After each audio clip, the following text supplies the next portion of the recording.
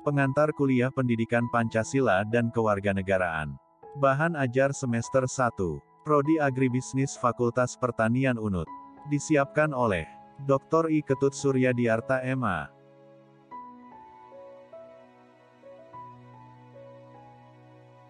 Mata kuliah Pancasila dan Pendidikan Kewarganegaraan di Fakultas Pertanian Unut terdiri atas dua subtema pokok, yaitu Pendidikan Pancasila yang diberikan pada pertengahan awal semester selama 7 minggu, dan Pendidikan Kewarganegaraan yang diberikan pada pertengahan akhir semester juga selama 7 minggu yang masing-masing diakhiri dengan UTS dan UAS.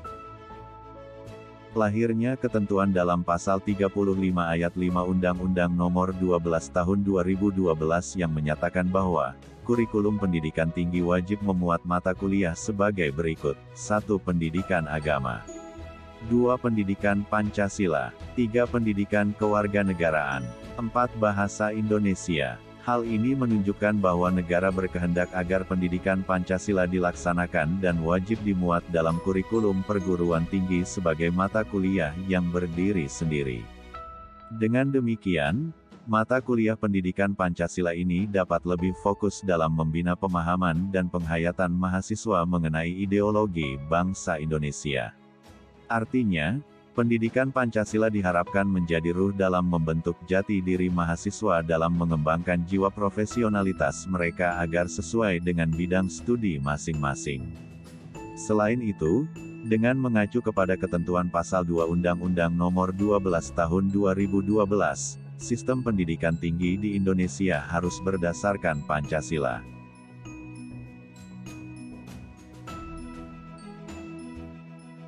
Implikasinya, sistem pendidikan tinggi di perguruan tinggi Indonesia harus terus mengembangkan nilai-nilai Pancasila dalam berbagai segi kebijakannya dan menyelenggarakan mata kuliah pendidikan Pancasila secara sungguh-sungguh dan bertanggung jawab. Mahasiswa diharapkan dapat menguasai kompetensi: 1. Bersyukur atas karunia kemerdekaan dan Pancasila sebagai dasar negara Indonesia. 2. Menunjukkan sikap positif terhadap pentingnya pendidikan Pancasila. 3. Menjelaskan tujuan dan fungsi pendidikan Pancasila sebagai komponen mata kuliah wajib umum pada program diploma dan sarjana. 4. Menalar dan menyusun argumentasi pentingnya pendidikan Pancasila sebagai komponen mata kuliah wajib umum dalam sistem pendidikan di Indonesia. Bab kedua membahas Pancasila dalam kajian sejarah bangsa Indonesia. Pokok bahasan ini mengkaji dinamika Pancasila pada era prakemerdekaan, awal kemerdekaan, Orde Lama, Orde Baru, dan Reformasi. Pada bagian ini, mahasiswa akan dihantarkan untuk memahami arus sejarah bangsa Indonesia, terutama terkait dengan sejarah perumusan Pancasila. Hal tersebut penting untuk diketahui karena perumusan Pancasila dalam sejarah bangsa Indonesia mengalami dinamika yang kaya dan penuh tantangan.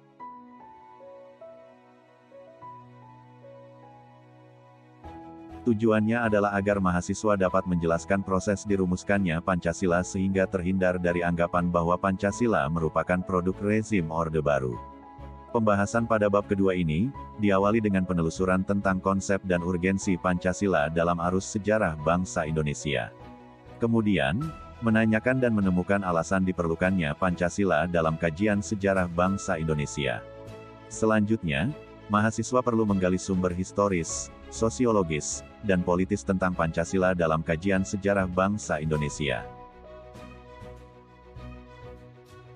Kemudian, mahasiswa perlu membangun argumen tentang dinamika dan tantangan Pancasila dalam kajian sejarah bangsa Indonesia sekaligus mendeskripsikan esensi dan urgensi Pancasila dalam kajian sejarah bangsa Indonesia untuk masa depan. Akhirnya, mahasiswa perlu merangkum pengertian dan pentingnya Pancasila dalam kajian sejarah bangsa Indonesia.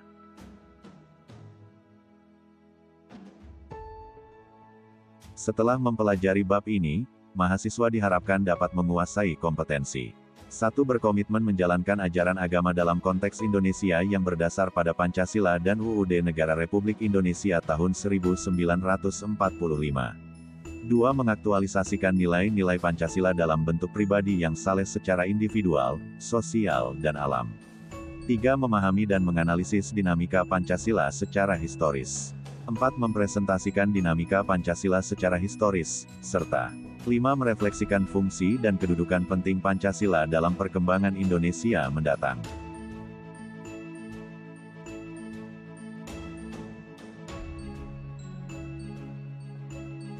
Bab ketiga, membahas kedudukan Pancasila sebagai dasar negara. Pokok bahasan ini mengkaji hubungan antara Pancasila dan proklamasi. Hubungan antara Pancasila dan pembukaan UUD Negara Republik Indonesia tahun 1945. Penjabaran Pancasila dalam pasal-pasal UUD Negara Republik Indonesia tahun 1945. Implementasi Pancasila dalam pembuatan kebijakan negara, khususnya dalam bidang politik, ekonomi, sosial budaya dan hankam. Pada bab ini, mahasiswa diajak untuk memahami konsep, hakikat, dan pentingnya Pancasila sebagai dasar negara, ideologi negara, atau dasar filsafat negara Republik Indonesia dalam kehidupan bernegara. Hal tersebut penting mengingat peraturan perundang-undangan yang mengatur organisasi negara, mekanisme penyelenggaraan negara, hubungan warga negara dengan negara, yang semuanya itu harus sesuai dengan nilai-nilai Pancasila.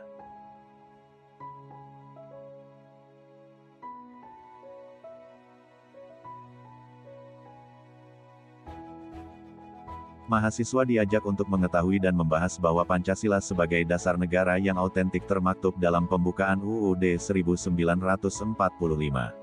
Inti esensi nilai-nilai Pancasila tersebut, yaitu ketuhanan, kemanusiaan, persatuan, kerakyatan, dan keadilan sosial. Bangsa Indonesia semestinya telah dapat mewujudkan keadilan sosial bagi seluruh rakyat Indonesia sebagaimana yang dicita-citakan, tetapi dalam kenyataannya belum sesuai dengan harapan.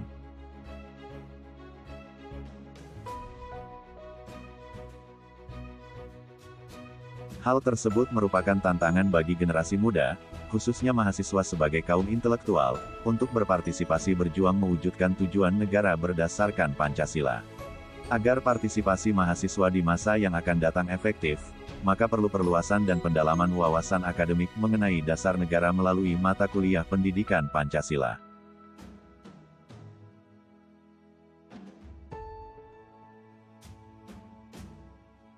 Setelah mempelajari bab ini, mahasiswa diharapkan dapat menguasai kompetensi dasar.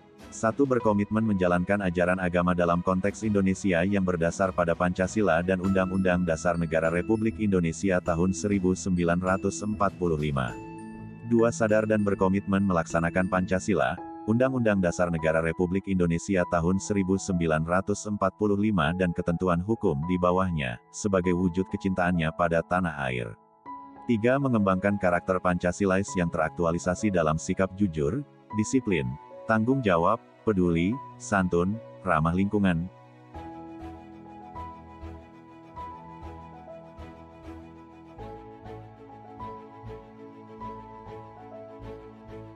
4. Bertanggung jawab atas keputusan yang diambil berdasar pada prinsip musyawarah dan mufakat. 5. Berkontribusi aktif dalam kehidupan berbangsa dan bernegara, berperan serta dalam pergaulan dunia dengan menjunjung tinggi penegakan moral dan hukum. 6. Mengidentifikasi, mengkritisi, dan mengevaluasi peraturan perundang-undangan dan kebijakan negara, baik yang bersifat idealis maupun praktis pragmatis dalam perspektif Pancasila sebagai dasar negara.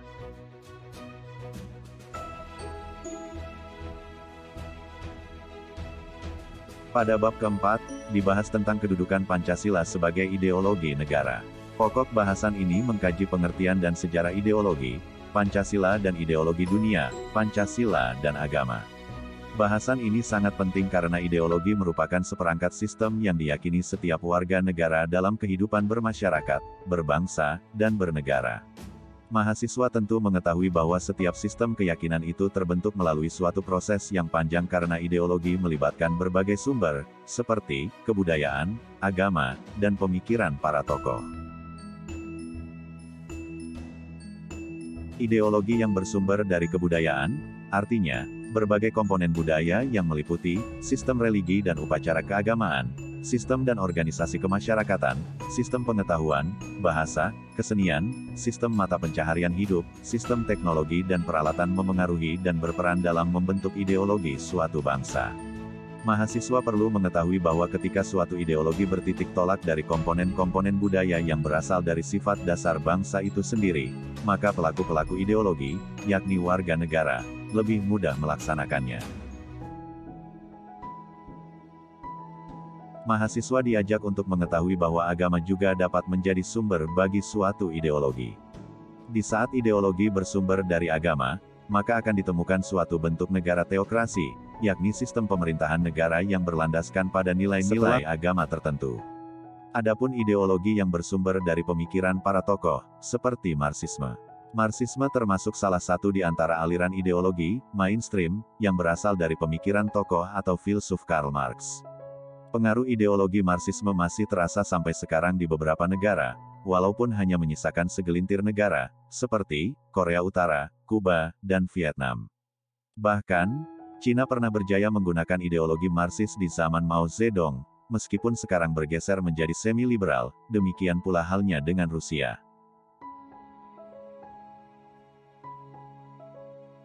Dewasa ini, ideologi berkembang ke dalam bidang kehidupan yang lebih luas, seperti ideologi pasar dan ideologi agama. Ideologi pasar berkembang dalam kehidupan modern sehingga melahirkan sikap konsumtif, sedangkan ideologi agama berkembang ke arah radikalisme agama. Lalu, bagaimana dengan ideologi Pancasila? Apakah Pancasila itu bersumber dari kebudayaan, agama, atau pemikiran tokoh? Hal inilah yang akan ditelusuri dalam bab keempat ini.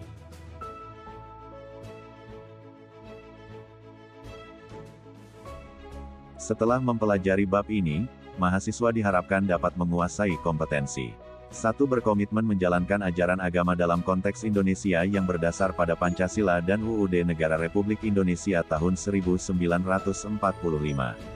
2. Taat beragama dalam kehidupan individu, bermasyarakat, berbangsa, bernegara, dan dalam pengembangan keilmuan serta kehidupan akademik dan profesinya. 3. Mengembangkan karakter Pancasilais yang teraktualisasi dalam sikap jujur, disiplin, tanggung jawab, peduli, santun, ramah lingkungan, gotong royong, cinta damai, responsif, dan proaktif. 4. Menganalisis ideologi besar dunia dan ideologi-ideologi baru yang muncul dan menjelaskan Pancasila sebagai ideologi yang cocok untuk Indonesia. 5. Menalar perbedaan pandangan tentang beragam ideologi dan membangun pemahaman yang kuat tentang ideologi Pancasila.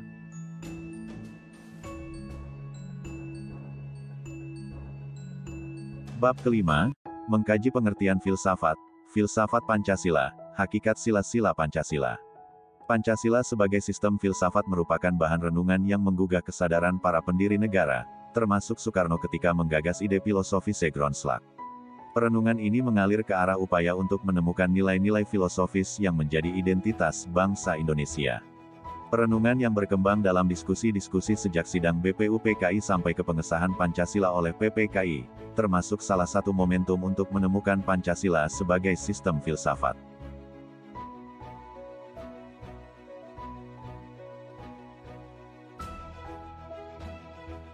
Sistem filsafat merupakan suatu proses yang berlangsung secara kontinu sehingga perenungan awal yang dicetuskan para pendiri negara merupakan bahan baku yang dapat dan akan terus merangsang pemikiran para pemikir berikutnya, seperti Noto Nagoro, Suryanto Puspowardoyo, dan Sastra Prateja. Mereka termasuk segelintir pemikir yang menaruh perhatian terhadap Pancasila sebagai sistem filsafat. Oleh karena itu, kedudukan Pancasila sebagai sistem filsafat dengan berbagai pemikiran para tokoh yang bertitik tolak dari teori-teori filsafat akan dibahas pada subbab tersendiri. Mahasiswa perlu memahami Pancasila secara filosofis karena mata kuliah Pancasila pada tingkat perguruan tinggi menuntut mahasiswa untuk berpikir secara terbuka, kritis, sistematis, komprehensif, dan mendasar sebagaimana ciri-ciri pemikiran filsafat.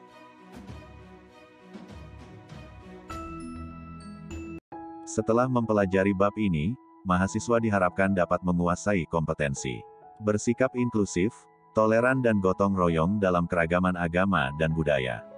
Mengembangkan karakter Pancasilais yang teraktualisasi dalam sikap jujur, disiplin, tanggung jawab, peduli, santun, ramah lingkungan, gotong royong, cinta damai, responsif dan proaktif.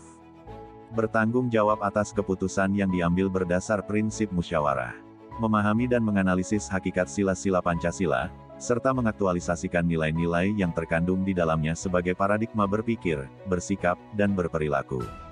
Mengelola hasil kerja individu dan kelompok menjadi suatu gagasan tentang Pancasila yang hidup dalam tata kehidupan Indonesia. Pada bab ke-6, Pancasila dikaji sebagai sistem etika yang meliputi pengertian etika, etika Pancasila, Pancasila sebagai solusi problem bangsa, seperti korupsi, kerusakan lingkungan, dekadensi moral, dan lain-lain. Pancasila sebagai sistem etika di samping merupakan way of life bangsa Indonesia juga merupakan struktur pemikiran yang disusun untuk memberikan tuntunan atau panduan kepada setiap warga negara Indonesia untuk bersikap dan bertingkah laku. Pancasila sebagai sistem etika dimaksudkan untuk mengembangkan dimensi moralitas dalam diri setiap individu sehingga memiliki kemampuan menampilkan sikap spiritualitas dalam kehidupan bermasyarakat, berbangsa, dan bernegara. Mahasiswa sebagai peserta didik termasuk anggota masyarakat ilmiah akademik yang memerlukan sistem etika yang orisinal dan komprehensif agar dapat mewarnai setiap keputusan yang diambilnya dalam profesi ilmiah. Oleh karena itu, keputusan ilmiah yang diambil tanpa pertimbangan moralitas dapat menjadi bumerang bagi dunia ilmiah itu sendiri sehingga menjadikan dunia ilmiah itu hampa nilai. Mahasiswa yang berkedudukan sebagai makhluk individu dan sosial, perlu menyadari bahwa setiap keputusan yang diambil tidak hanya terkait dengan diri sendiri, tetapi juga berimplikasi dalam kehidupan sosial dan juga lingkungannya. Pancasila sebagai sistem etika merupakan moral guidance yang dapat diaktualisasikan ke dalam tindakan konkret yang melibatkan berbagai aspek kehidupan di sekitar Anda. Oleh karena itu, sila-sila Pancasila perlu diaktualisasikan lebih lanjut ke dalam putusan tindakan sehingga mampu mencerminkan pribadi yang saleh, utuh, dan berwawasan moral akademis. Dengan demikian, mahasiswa dapat mengembangkan karakter yang Pancasilais melalui berbagai sikap yang positif, seperti jujur, disiplin, tanggung jawab, mandiri, dan lainnya. Mahasiswa sebagai insan akademis yang bermoral Pancasilais juga harus terlibat dan berkontribusi langsung dalam kehidupan berbangsa dan bernegara sebagai perwujudan sikap tanggung jawab warga negara. Tanggung jawab yang penting berupa sikap menjunjung tinggi moralitas dan menghormati hukum yang berlaku di Indonesia. Untuk itu, diperlukan penguasaan pengetahuan tentang pengertian etika, aliran etika, dan pemahaman Pancasila sebagai sistem etika sehingga mahasiswa memiliki keterampilan menganalisis persoalan-persoalan korupsi dan dekadensi moral dalam kehidupan bangsa Indonesia.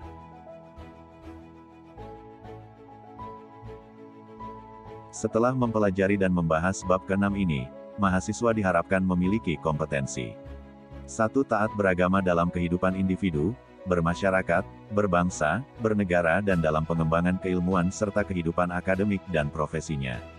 2. Mengaktualisasikan nilai-nilai Pancasila dalam bentuk pribadi yang saleh secara individual, sosial, dan alam. 3. Mengembangkan karakter Pancasilais yang teraktualisasi dalam sikap jujur, disiplin, tanggung jawab, peduli, santun, ramah lingkungan, gotong royong, cinta damai, responsif dan proaktif. 4. Berkontribusi aktif dalam kehidupan berbangsa dan bernegara, berperan serta dalam pergaulan dunia dengan menjunjung tinggi penegakan moral dan hukum. 5. Menguasai pengetahuan tentang pengertian etika, aliran-aliran etika, etika Pancasila, dan Pancasila sebagai solusi problem moralitas bangsa. 6. Terampil merumuskan solusi atas problem moralitas bangsa dengan pendekatan Pancasila. Bab ke-7 atau terakhir dalam bagian pertama tema pendidikan Pancasila membahas dan mengkaji Pancasila sebagai dasar nilai pengembangan ilmu, yang meliputi nilai ketuhanan, kemanusiaan, persatuan, kerakyatan dan keadilan sebagai dasar pengembangan ilmu. Pengembangan ilmu pengetahuan dan teknologi IPTEK dewasa ini, mencapai kemajuan pesat sehingga peradaban manusia mengalami perubahan yang luar biasa. Pengembangan IPTEK tidak dapat terlepas dari situasi yang melingkupinya artinya IPTEK selalu berkembang dalam suatu ruang budaya.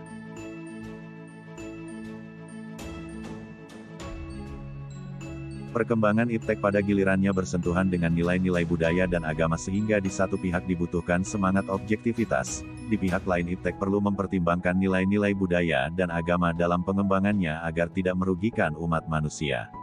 Relasi antara IPTEK dan nilai budaya serta agama akan dapat ditandai dengan beberapa kemungkinan sebagai berikut. Pertama, IPTEK yang gayut dengan nilai budaya dan agama sehingga pengembangan IPTEK harus senantiasa didasarkan atas sikap human religius. Kedua, IPTEK yang lepas sama sekali dari norma budaya dan agama sehingga terjadi sekularisasi yang berakibat pada kemajuan IPTEK tanpa dikawal dan diwarnai nilai human religius. Hal ini terjadi karena sekelompok ilmuwan yang meyakini bahwa iptek memiliki hukum-hukum sendiri yang lepas dan tidak perlu diintervensi nilai-nilai dari luar.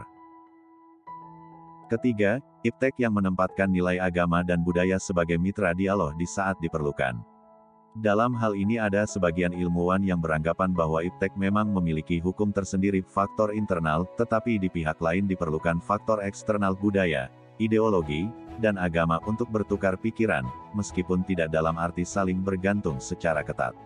Relasi yang paling ideal antara iptek dan nilai budaya serta agama tentu terletak pada fenomen pertama, meskipun hal tersebut belum dapat berlangsung secara optimal, mengingat keragaman agama dan budaya di Indonesia itu sendiri. Keragaman tersebut, di satu pihak dapat menjadi kekayaan, tetapi di pihak lain dapat memicu terjadinya konflik. Oleh karena itu, diperlukan sikap inklusif dan toleran di masyarakat untuk mencegah timbulnya konflik di masyarakat. Untuk itu, komunikasi yang terbuka dan egaliter diperlukan dalam kehidupan bermasyarakat, berbangsa, dan bernegara. Fenomena kedua yang menempatkan pengembangan iptek di luar nilai budaya dan agama, jelas bercorak positivistis. Kelompok ilmuwan dalam fenomena kedua ini menganggap intervensi faktor eksternal justru dapat mengganggu objektivitas ilmiah. Fenomena ketiga yang menempatkan nilai budaya dan agama sebagai mitra dialog merupakan sintesis yang lebih memadai dan realistis untuk diterapkan dalam pengembangan iptek di Indonesia. Karena iptek yang berkembang di ruang hampa nilai justru akan menjadi bumerang yang membahayakan aspek kemanusiaan. Pancasila sebagai ideologi negara merupakan kristalisasi nilai-nilai budaya dan agama dari bangsa Indonesia. Pancasila sebagai ideologi bangsa Indonesia mengakomodir seluruh aktivitas kehidupan bermasyarakat, berbangsa, dan bernegara, demikian pula halnya dalam aktivitas ilmiah. Oleh karena itu, perumusan Pancasila sebagai paradigma ilmu bagi aktivitas ilmiah di Indonesia merupakan sesuatu yang bersifat niscaya. Karena pengembangan ilmu yang terlepas dari nilai ideologi bangsa justru dapat mengakibatkan sekularisme, seperti yang terjadi pada zaman Renaissance di Eropa. Bangsa Indonesia memiliki akar budaya dan religi yang kuat dan tumbuh sejak lama dalam kehidupan masyarakat sehingga manakala pengembangan ilmu tidak berakar pada ideologi bangsa sama halnya dengan membiarkan ilmu berkembang tanpa arah dan orientasi yang jelas. Bertitik tolak dari asumsi tersebut, maka dasolen ideologi Pancasila berperan sebagai leading principle dalam kehidupan ilmiah bangsa Indonesia.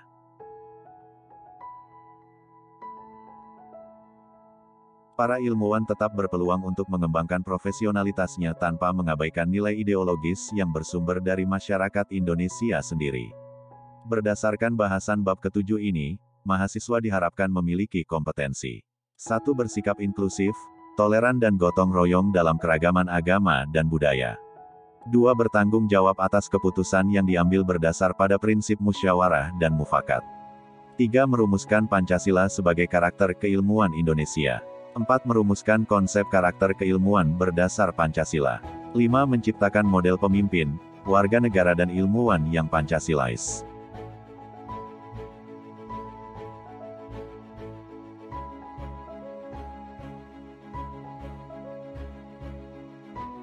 Demikianlah pengantar kuliah perdana pendidikan Pancasila dan kewarganegaraan kali ini. Saya mewakili lembaga mengucapkan selamat bergabung dalam Prodi Agribisnis Fakultas Pertanian Universitas Udayana. Sebagai penutup, jangan lupa mengisi absensi kuliah di Google Form yang linknya akan dibagikan di WA Group. Jika ada kuis atau tugas mingguan Anda juga dipersilakan mengecek postingan di grup kelas.